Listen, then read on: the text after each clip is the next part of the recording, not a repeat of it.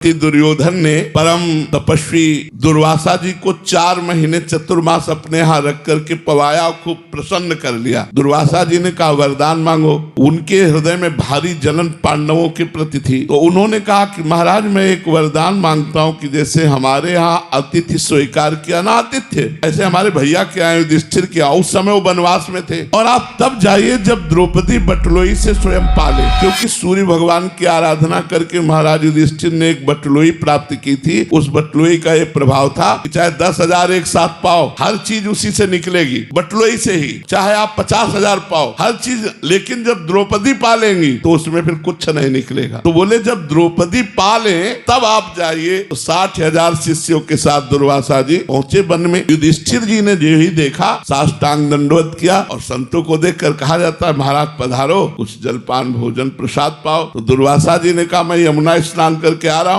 आप तैयारी करो। युधिष्ठिर जी भागते हुए कुटिया में गए, द्रौपदी जी से कहा आपने बटलोई में पा लिया? बोले हाँ, वो तो धो के रख दी। मूर्छित हो गए, युधिष्ठिर जी मूर्छित हो गए। अब देखिए इतने महाभागवत हैं, मूर्छित हो गए। द्रौपदी जी ने आकर उनको क्या बात हो गई, मेरे पाने की बात सुनकर आप मूर्छित क्यों हो गए? अरे बोले 60,000 शिष्यों के साथ दुर्वासा ऋषि पधारे हैं, आतिथ्य के लिए निमंत्रण दे दिया है, यदि उनको नहीं पवाते तो साप दे के जाएंगे वो, अब क्या होगा? तो द्रौपदी जी ने कहा तुम्हें सूर्य प्रदत्त बटलोई पर विश्वास है, श्री कृष्ण पर नहीं। ये खास बात पकड़िए। द्रौपदी जी का चीरहरण हो चुका था, उस समय उन्होंने देख लिया था, इसलिए पूर्ण विश्वास श्री कृष्ण पर हो गया था। उन्होंने कहा तुम्हें एक बटलोई पर विश्वास है सूर्य प्रदत्त, लेकिन भगवान श्री कृष्ण पर विश्वास नहीं, आप प्रसन्न रहिए। और कहा हे कृष्ण, देखा सामने से पीताम्बर फहराते हुए आए। कहा द्रौपदी बहुत भूख लगी है। बोले समस्या पे समस्या तो इसी बात की है, 60,000 शिष्यों के साथ दुर्वासा ऋषि आए, हमने बटलोई में पा लिया। तो भगवान ने कहा बटलोई लाओ, और उससे एक शीत चिपका हुआ निकला साग का, और जे भी मुख में डाला पूरा विश्व तृप्त हो गया। जे भी भगवान ने पाया